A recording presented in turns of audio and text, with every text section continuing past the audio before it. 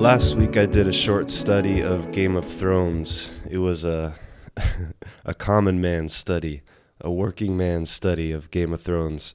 And this week I'm going to do a similar study of a novel called The Cold Dish by Craig Johnson. And the reason I'm going to talk about Craig Johnson today is because my failure story is finished. And now it's time to talk about what I'm writing now and what I'm doing moving forward. And this particular author, Craig Johnson, and his Western mystery series have strongly influenced what I'm doing now, not because I'm going to write Westerns, but for a lot of other reasons that I'll explain. Before I jump into it, here's what Wikipedia says about this author, Craig Johnson. He's an American author who writes mystery novels. He's best known for his Sheriff Walt Longmire novel series. The books are set in northern Wyoming, where Longmire is a sheriff of the fictional county of Absaroka. The series debuted in 2004, and as of September 2018, Johnson has written 14 novels, 2 novellas, and a collection of short stories featuring this one character, Longmire.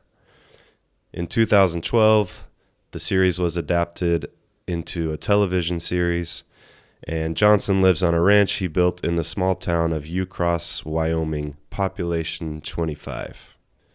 Okay, so there's a lot to unpack here. I'm going to be talking a lot about the author himself as well as his actual novels.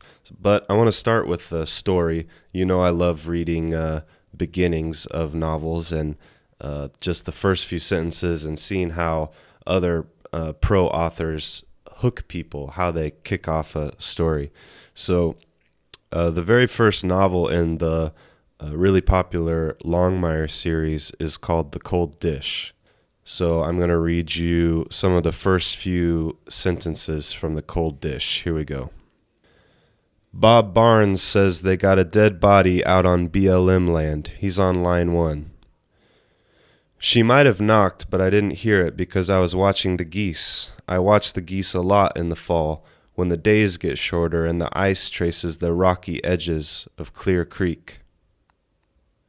The geese fly down the valley south with their backs to me, and I usually sit with my back to the window, but occasionally I get caught with my chair turned. This seems to be happening more and more lately. I looked at her, looking being one of my better law enforcement techniques. Ruby's a tall woman, slim, with a direct manner and clear blue eyes that tend to make people nervous. I like that in a receptionist/dispatcher. Keeps the riffraff out of the office. She leaned against the door jamb and went to shorthand. Bob Barnes, dead body, line 1.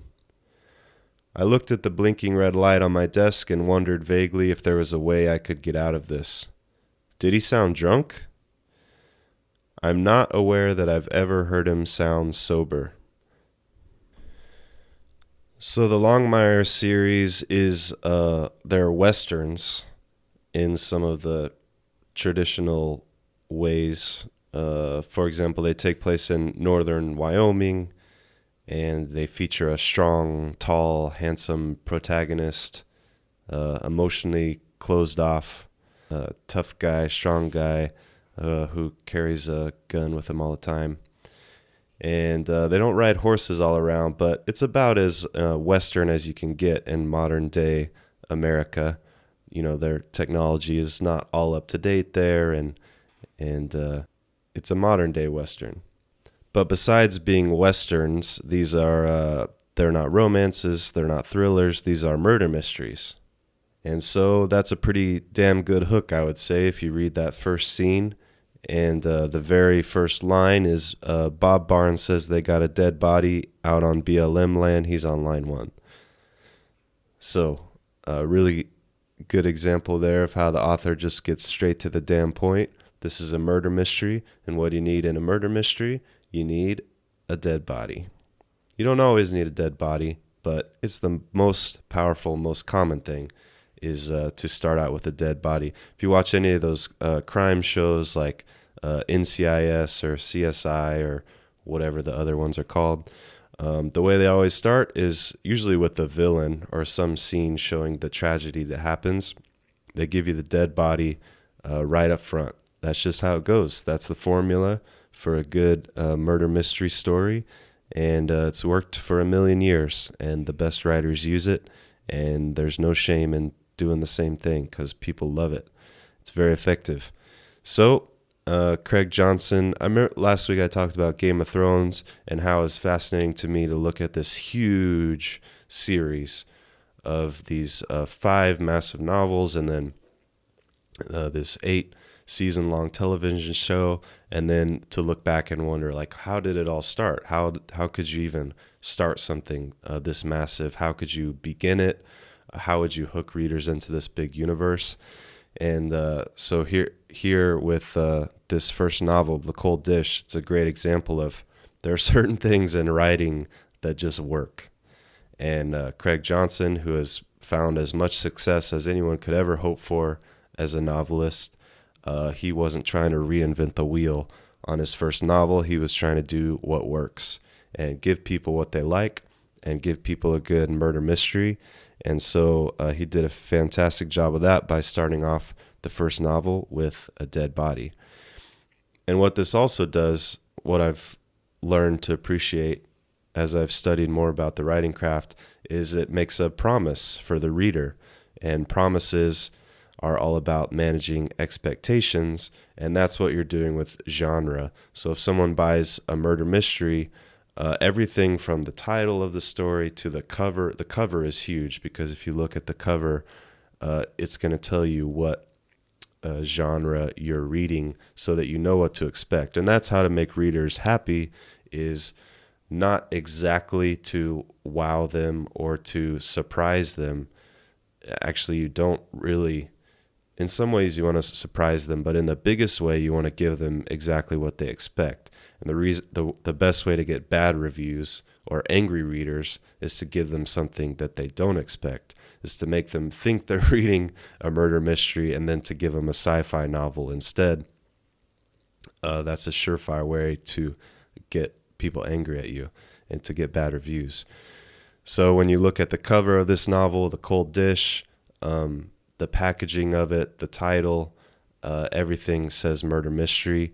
And Craig Johnson and his editors, they don't fuck around. They don't have any confusion about what they're delivering here with this novel. They kick it off with the dead body right from the start. And then that gives us the promise as the reader that at the end of the story, we're going to find out who was responsible for that dead body. And that's a promise. And if that promise, it's a sort of an unspoken promise, because nobody comes out, the author never comes out and says, well, I promise you, you're going to find the answer to this mystery at the end of the story.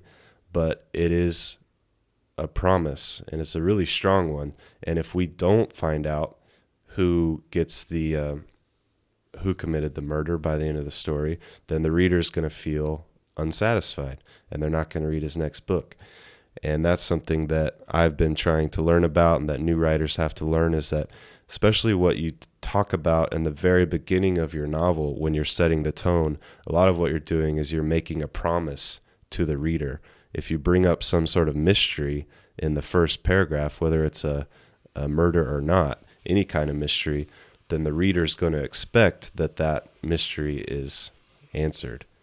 And then along the way, it's all about the journey and how do you get there, and peppering in the clues and the characters. And that's the delicate balance of what a really badass mystery writer can do, is they can lead you all the way there. So you get to that you get to that ending and you think, oh my God, I almost could have got, I should have got that. That's the greatest feeling ever. And that's what I got when I read this novel. You read the ending, you find out who the killer is, and you think, I should have got that. But now it's all clear. and they explain it to you, and it's a really good, it's like a visceral, emotional, it's actually like a physical chill that you get when you find out who the murderer is, and then it's so satisfying. And that's why mystery is so powerful. The Harry Potters are mysteries. The first Game of Thrones novel is in a lot of ways a mystery, where Ned Stark is trying to find out who killed the old Hand of the King, Jon Arryn. All good novels have some sort of element of mystery in them. But the thing that separates out the murder mysteries is that's really the thing that drives the plot from the beginning to the end. And we know that when we have a dead body on the first page. When I went back through and read this novel, I had my notebook out and I was marking down each of the scenes and sort of what happens in each scene. And that's a really fun exercise for me to do, because it helps me look from a sort of an editor's perspective at what the author is doing. And then it really helps me to appreciate their craft. So here's a cool thing that I realized as I was rereading The Cold Dish and reading the first chapter. So I said that I talked about how it's really par for the course to give us a dead body at the very beginning of the story. But there's a little twist on it, and a clever thing that the author does that I thought that was really fun and smart. And I think that's what all great authors do, is they use the tropes, the tried and true tropes, but they're able to put their original spin on it. And that's what makes it fun to read. What the author does in this first chapter is, so we get the dead body, but there's the fun twist is that the sheriff, Longmire, he doesn't believe it. So he gets a call from this rancher out in the country, and the rancher says they've had a dead body. And then Walt Longmire's response is he asks his receptionist, did he sound drunk? And so we have a dead body, but we don't, because the sheriff doesn't believe it and the receptionist doesn't believe it. And what we really have is just this crazy rancher out in the country who's drunk out of his mind and making up stories. So there's sort of the intrigue. That's a fun twist, because there's the intrigue of a dead body, but maybe it's not. Maybe this guy's just drunk. Maybe he's making stuff up. Maybe he has other motives. And as I went through the chapter, I realized that the structure of the chapter, the way it works. So the first chapter of The Cold Dish, it's a fairly long chapter. I don't know how many words it is, but it's comprised of 7 scenes. And in the first scene, we get the hook that maybe there's a dead body. And then in scenes 2, 3, 4, 5, 6, and 7, Walt is sort of going around town, and everything that he does is introducing our main characters. So we in scene 2, we get to meet Vic, who is Walt's deputy, and she's got a terrible mouth, and she's a great deputy, and they have a fun sort of love-hate relationship. So we meet basically his sidekick. And then in scene 4, we get to see Walt's home, and we learn a little bit of backstory that his wife has recently died, and Walt's living alone, and he's never cleaned up his house, and he's sort of a emotional wreck. And then he's drinking, and he's sad. And then in scene 6, Walt goes to the bar, and he meets Henry Standing Bear, who's his best friend, who's a Native American. I think it's Cheyenne. They're all Cheyenne Native Americans there in northern Wyoming, at least in the story. And Henry Standing Bear is another great supporting cast character. And we meet Walt's best friend. And then in scene 7, so this is the end of chapter 1, we finally get the confirmation that the dead body is actually a dead body. And there is a murder, and the story's on, and then we're off. So I'll go ahead and read you the way that chapter 1 ends.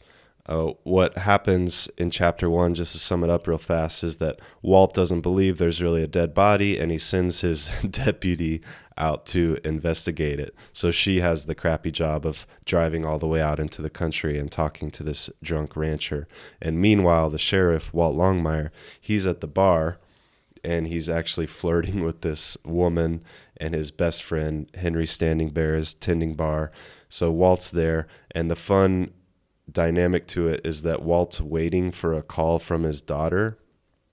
So the whole chapter, he's thinking his daughter should call him any minute, and he's expecting a phone call.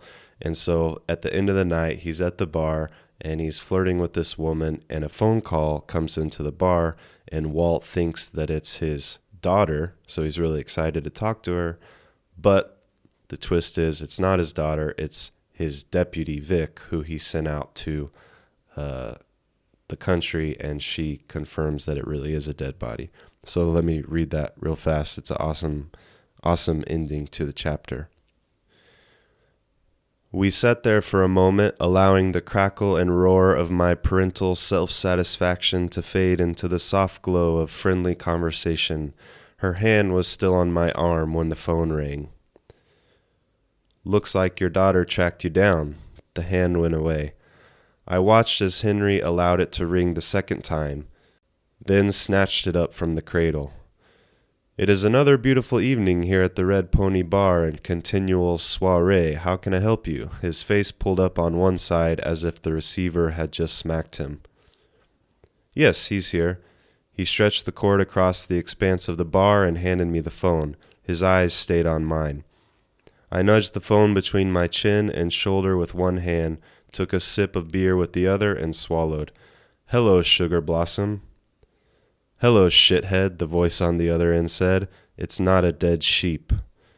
I stood there, letting the world shift at quarter points, and then got a bearing and dropped my voice. "What have we got?"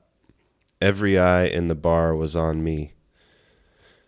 Vic's voice held an edge that I had never heard before, approaching an excitement under the grave suppression of businesslike boredom.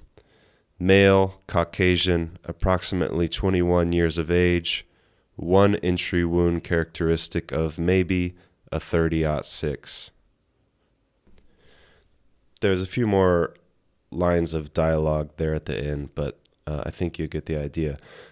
Anyways, that's the fun stuff that I learn when I go back and read these stories that the greats have written, and it's really fun to. I really get a kick out of it, just writing notes and looking at what happens in each scene, and I'll never forget the way that novel starts, The Cold Dish. How there's this brilliant hook in chapter 1 where first, what the author does is he hooks you at the dead body, and then he really spends at least like 10 minutes of reading 7 different scenes of Walt going around town, meeting his friends. We get to see his home. We get to see all of his important emotional connections, and obviously what that's doing is rooting us in this world and teaching us about the world that our characters live in, teaching us about the universe that we're jumping into, and getting us familiar with how everything works. And then what's driving the chapter, though, what's really keeping your interest is whether there's a dead body or not. And then by the end of the chapter, you've started to sort of like Walt, because you can see that he's this sad sheriff whose wife recently died, and you can see how excited he is that his daughter's going to call him. And so you start to connect with Walt. You see him flirting with this other middle-aged woman, and you see him being nice to his friends. So now we're getting drawn into the characters, and then at the end of the chapter, it hits you with you get the new information that's going to push us forward into the next chapter, which is the hook. And his deputy calls him, confirms it is a dead body. This isn't just a fluke. It was a murder. We got some shit on our hands, and now we're off and running. Brilliant. I fucking love seeing that stuff. It's just genius. And I can't imagine how much work it took for Craig Johnson to write that first chapter. I'm sure that the thing about the editing process is I know that first chapter, when he first wrote his story, that first chapter wasn't anything like that, but he honed it over time, and his editors helped him, and they got it down. That first chapter is so important, and they got it down to this brilliant sort of work of art that just does a perfect job of hooking you into the novel series. And then he went on to write 14 or 15 more novels and have huge success for himself. So it's really fun to see how that all started. Here's another thing that I want to talk about that I learned from Craig Johnson. He does a fun thing where, I think I might have talked about this in an earlier episode. He does a fun thing where in his dialogue, he doesn't use regular dialogue tags. So the thing to do as a writer, if you're just following the correct grammar and writing rules, is whenever you have a line of dialogue, you'll add a dialogue tag, which is usually Walt said, or he says, or she says, or like here's a line of dialogue. Is in the story, it says, it's not even Thanksgiving, but there's no he said. There's no Walt looked at her with tired eyes and said, it's not even Thanksgiving. There's none of that. There's just one line of dialogue and then the next line of dialogue. I'm not enough of a literature expert. Well, I'm not any kind of literature expert. I'm just a guy who likes to read and write, but I'm not enough I don't know my history well enough to compare this technique that Craig Johnson uses where he doesn't use the dialogue tags. I'm sure that this has been done before. I'm sure other authors have used this. I'm sure he didn't invent this device, but the way he uses it is special. And what's more important to me is why he uses it, because I've heard him explain why. I have read... I can think of a couple examples of writers who fuck around with the technique, like Cormac McCarthy's Road story doesn't use dialogue tags, I believe, and he does other stuff with the indentation of the paragraphs and the line breaks. The other one I can think of is James Frey, The Million Little Pieces. Both of those novels, Road by Cormac McCarthy and Million Little Pieces by James Frey, what you do when you take out some of those dialogue tags and punctuation is it gives the story this really sort of flat, deadpan, sort of emotionally sour. Everything feels very serious and somber when you read a story like that, which is a powerful emotion for both of those novels. But that's very different than what Craig Johnson does. His novels are very sort of light and bantery and fun. For the most part, is the emotion that you get. The characters are always joking with each other. There's a lot of humor and witty little stuff peppered in nonstop. So what is he doing? Why is he not using these dialogue tags? Well, I was interested in it, and I watched some interviews with Craig Johnson, and his explanation is that he wants his characters to be able to speak for themselves, and he believes that his characters should be unique enough, should be strange enough, should be fascinating enough that when that character is speaking, the reader shouldn't have to be told. The reader shouldn't have to have their hand held by the author or be led along to know that, hey, this is Walt speaking or this is Vic speaking. We should just know by the language that each character uses. And that's an amazing thing to think about, because what he's saying there is that he doesn't want his characters to be cardboard cutouts, and that he wants his characters to be unique. And that's one of his biggest strengths as a writer. And I don't know the facts off the top of my head, but I know he's won awards for this, where his novels have won awards because of things like best supporting characters in a mystery or whatever. Like Henry Standing Bear is just an amazing friend, and he's almost as interesting to hang out with as the protagonist, Walt Longmire. So Craig Johnson is not just messing around here. He really did create amazing characters that people love and want to learn more about. And the dialogue tags is sort of an example of that. But he did it, and he pulled it off, and he did it really well. He also uses a little bit of trickery, because that's hard. You have a lot of characters, and if you're not, obviously the editor or the college professor would say, well, you can't just do away with dialogue tags, because then it's confusing to the reader, and the reader doesn't know who's speaking. So Craig Johnson has to fight that tendency. He has to fight that confusion, and the way he does it is by giving the characters very obvious and knowable expressions. So, for example, Vic, the deputy, she just has a foul mouth. So every 3 or 4 words out of her mouth is a cuss word. Like that story I read where she answers the phone by saying, "Hello, shithead." We don't need to hear at the end of that sentence, "said Vic, the deputy." We already know it's her because she's answering the phone with a sort of endearing curse word, which is how she talks. And then Henry Standing Bear, the Cheyenne guy, he never uses contractions. So let me find one of Henry Standing Bear's lines here. Here's just a quick line from the first time that we meet Henry Standing Bear in the novel. Walt and him are going back and forth. Walt says, "I didn't know I was supposed to catch it." And then Henry replies, "Do not worry, I have got 49 more. You ought to be able to catch one of them." So instead of saying "don't worry" like a regular person would say, he says "do not worry." And instead of saying "I've got 49 more," he says "I have got 49 more."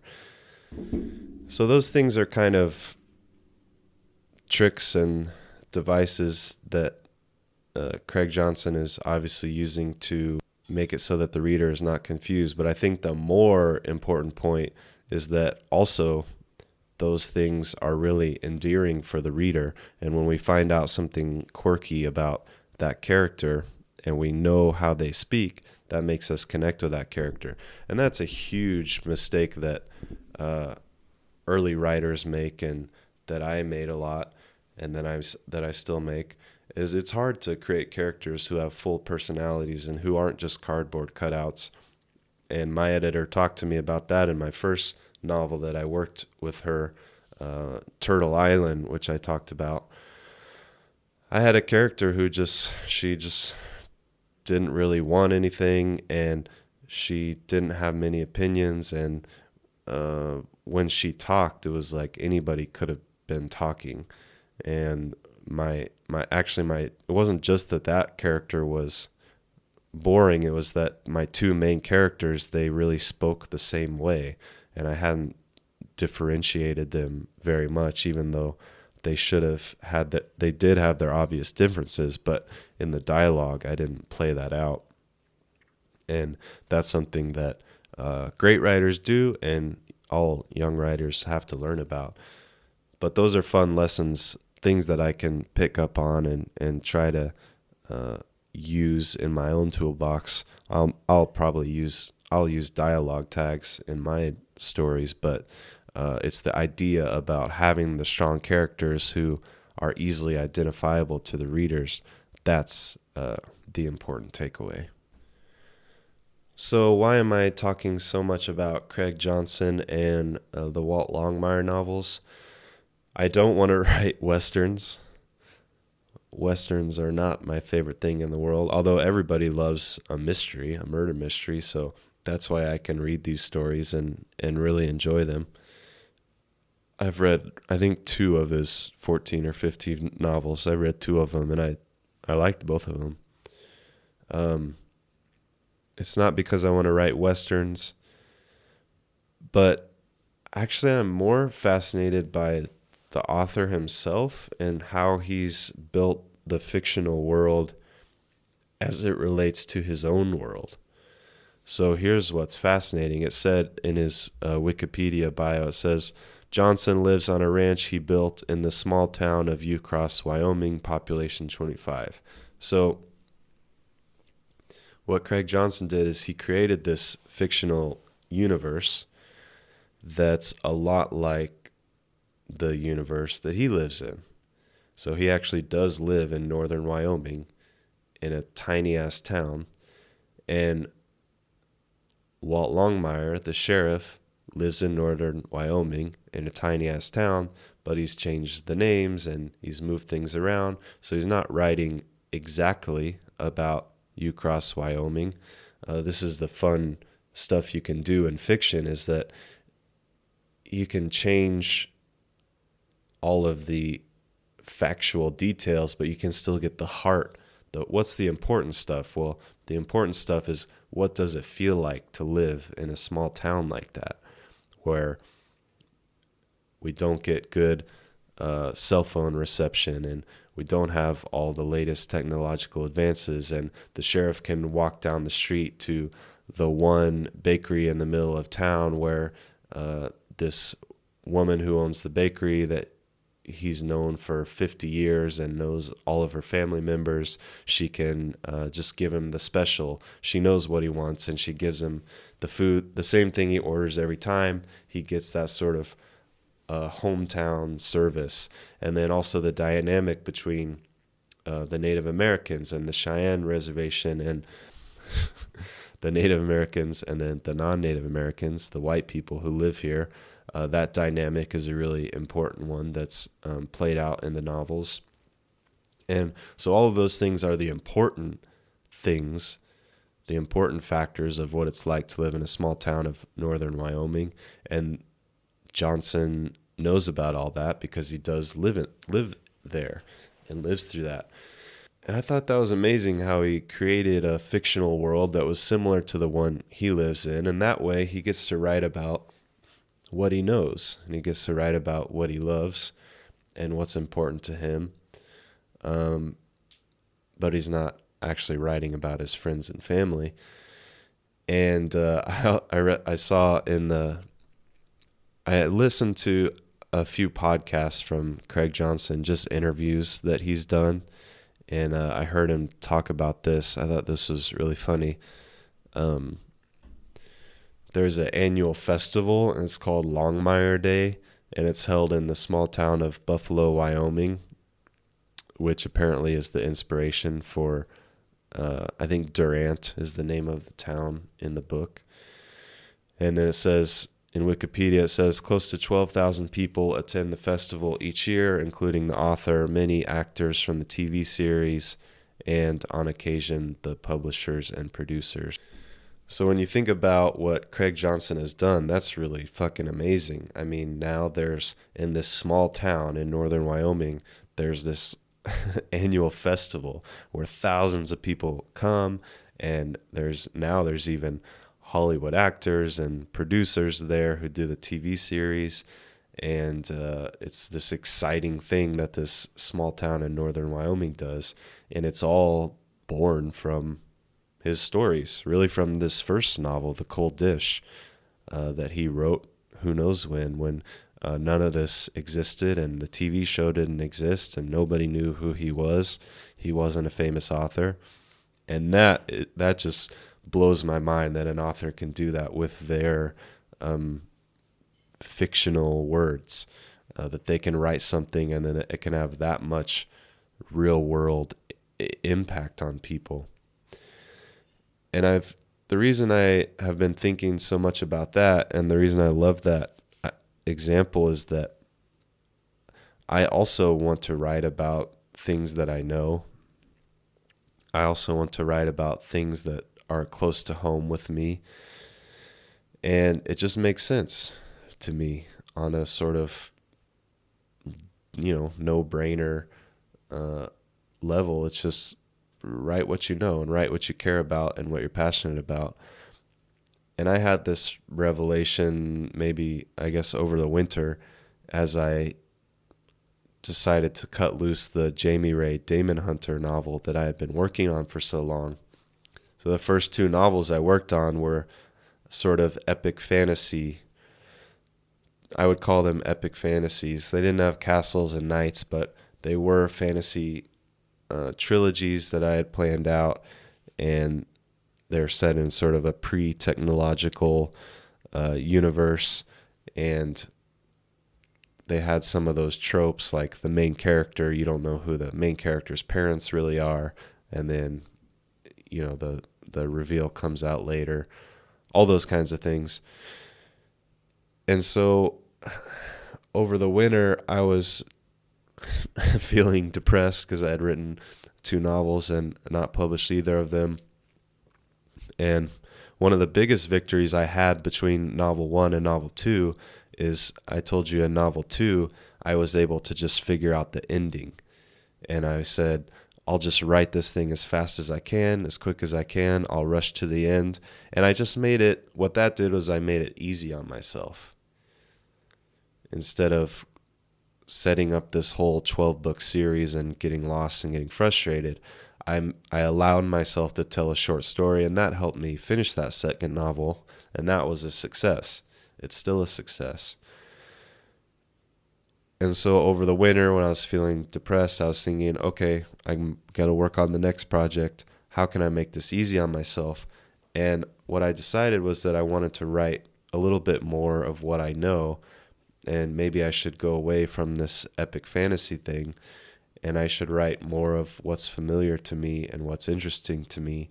And what is that? Well, I live in a big city in East Asia, and so my life is a city life, and I walk around in the parks, and I ride the elevators up and down the tall buildings, and I eat at these restaurants and go to these cafes, and that's my life, and that's what I'm used to, and that's more or less what I've been doing the last 5 years.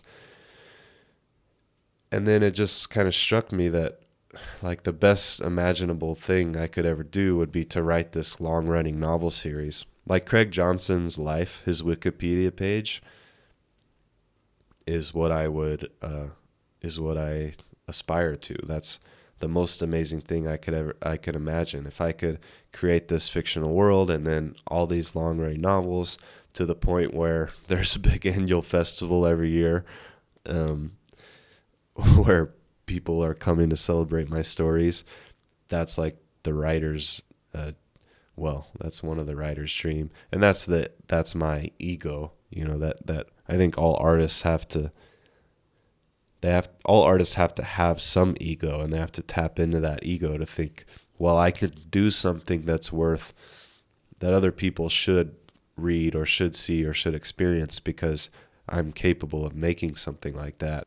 The best thing that can happen as an artist is when you get that first person to appreciate your work and tell you they love it and tell you they want more. That's the best feeling you can get as an artist. And then if you multiply that by 1,000,000, then you think, of course, everybody loves my stories, and there's a TV series and all that fame and pomp that you could imagine for yourself in your daydreams.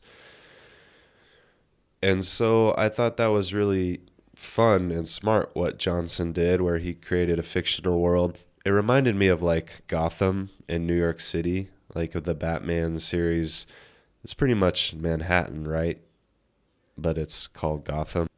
It just kind of made sense to me, and I thought I need a change of pace from this epic fantasy stuff. And I happen to live in a city called Songdo in South Korea, and it's sort of this futuristic city. It's a very strange, quirky city that's different than most cities, in that it's like a brand new city, and it's supposed to be a smart city, and it's supposed to be an international business district, and all the sewers are connected underground, and you can drop your trash into these tubes that connects to the trash system underground. And the Central Park has this river of ocean water that's been diverted from the sea, and flows through the middle of the Central Park.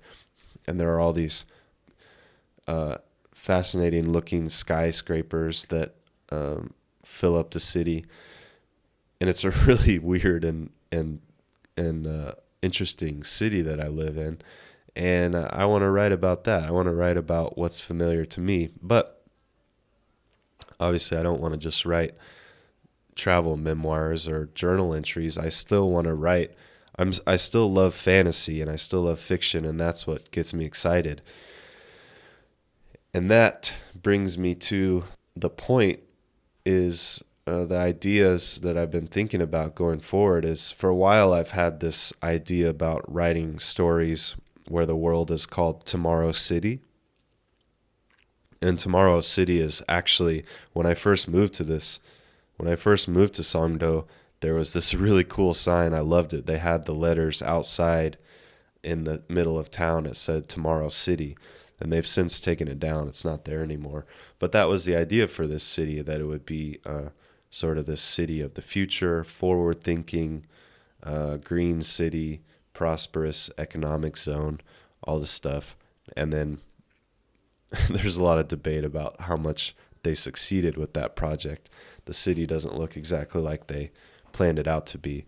But I'm not interested in talking about Songdo right now. What I'm interested in is talking about how this idea that I have for Tomorrow City is what I want to write, is what I want to be my new fictional world.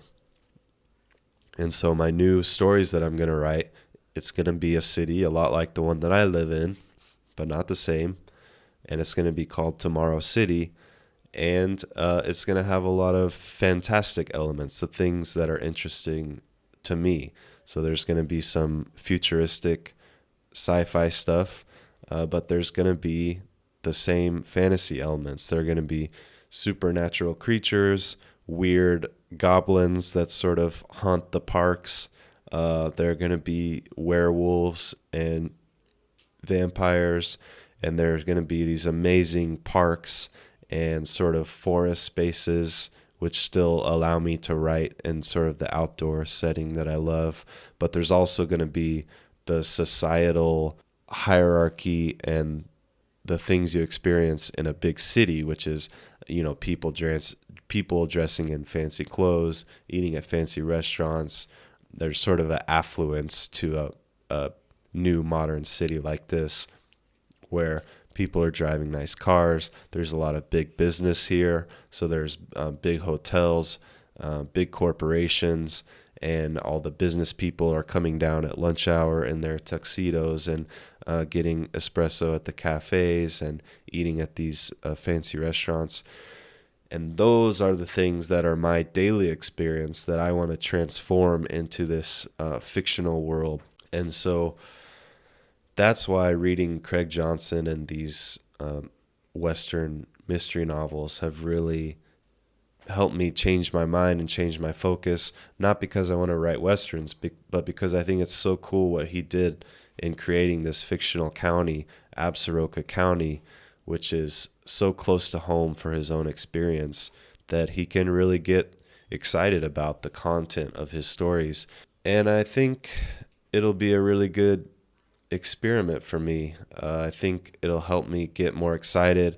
I've written some things in the epic fantasy vein, and I just think you got to try a lot of stuff till you find out. My goal or my dream is that one day I could find my writing voice. That's the thing. You have to write 1 million words. You have to write 10 novels. You have to do all this work until you have to copy. Any artist goes through this. First, you have to copy the greats. You have to study the greats. You have to copy other people for a long time. You have to get really good before you can reach that, before you can break through that barrier where someone can look at your work and they can say, oh, only Jackson Tandy could have written that. That's his style. To get to the level of somebody like Stephen King or George R. R. Martin, where you read it and you think, man, this is a George R. R. Martin novel. This is his style. This is what I love about this author. Well, no artist starts out like that. They all start out copying other people and imitating the artists that they love. And if they're good enough and talented enough, and mostly if they work their asses off for a long enough time, then have that breakthrough where they create something that's really uniquely, originally their own. And that's a huge dream of mine that I don't think has anything to do with monetary success or silly thoughts about fame, or I guess it's kind of ego driven, but I don't think it is. That's not the primary reason. It's more of this self motivation that I have to find out what am I really capable of. What would my story look like if I could work hard and long enough to break through that mold where I'm actually writing stuff that only Jackson Tandy could write, because obviously I'm not there yet. Obviously I'm a long ways from that, but that's a big dream of mine. And I know that you got to experiment and do different stuff, and I think epic fantasy was a good start for me, but maybe it's not what I should be writing, or maybe it's not where my voice is best fit to play. Maybe it's not the arena in which my ideas are best fit to be active and move around in. And maybe it is, and maybe I write this Tomorrow City stuff and then I go back to epic fantasy after that and I'm able to do a better one. But maybe this Tomorrow City stuff helps me get closer to what I'm good at. So I like it because it's fresh. I like it because it's different. I like it because I can write about city life, which is what I really know and see and breathe every day. And also it'll be set in Korea. There'll be Korean people. So I can put in these novels, I'm going to be putting in things about, what it feels like to be a foreigner in Korea, what it feels like to be a guy who doesn't consider himself a city guy, now living in a big city. Those are true things that I feel deeply, that I experience, that I can inject into these novels that I couldn't inject into an epic fantasy novel. And when you've struggled as much as I have to write stories and to finish stories, and when you've had as many disappointments as I have, I just start to think, how can I it's a lot about just removing barriers. How can I make this easy on myself so that I finish, so that I move forward? And so it feels like the right choice, and I've had this idea for a while now. And so the big challenge for me now, I have this sort of vague idea of Tomorrow City, what it looks like, some of my main characters that I think are interesting, some of the quirks about the city, which I'm not going to reveal all that stuff right now. Or I am going to go in detail. I mean, fuck it. Why not use this podcast to just brainstorm my ideas? I'm saying that this is the process of me. This podcast is documenting the process of me writing these stories. So I don't see any point in being vague or trying to protect my ideas. I think all that stuff's pretentious and it doesn't really hold in the digital age. So I'm going to get into detail about all that as I write these stories. But the process that I'm going through now is taking this vague idea of Tomorrow City and then trying to get down to the specifics and say, okay, what's the best way? Who's the best character to tell the story of this city? Really what it all boils down to is, what's the most fun story that I can tell in Tomorrow City?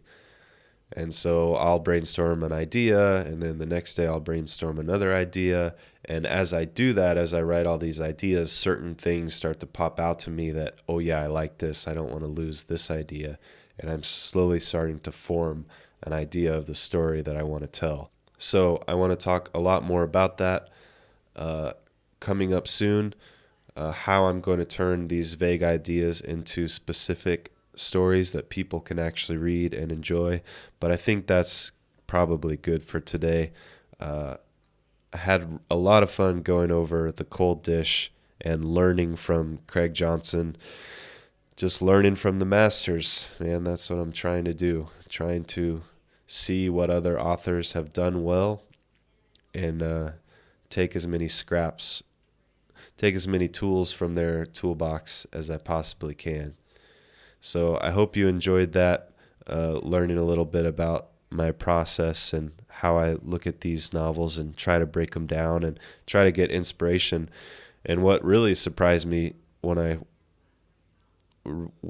started to learn more about Craig Johnson and his novels is that a lot of the inspiration I ended up taking was not from, I mean, I liked the stories themselves, but it was more about his life and where he lives and how he created a fictional world close to the world that he actually lives in. That was like the huge sort of mind-blowing takeaway that I got from Craig Johnson that's changed my thinking from all these epic fantasies that I've been doing to this new project that I've gotten excited about, because that's the best thing you can do with your story is if I can be excited about it, then I'm going to want to sit down and write it. Then maybe other people will be excited about it too. That's the best place you can be in.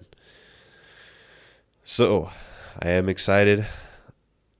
I need to actually go do my own writing for the day because I haven't done that yet. I started off the day with the podcast with my coffee while I was feeling fresh and awake and alert. So I hope you enjoyed it.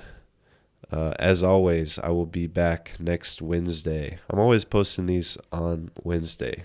That's my routine. I don't plan on ever missing a Wednesday.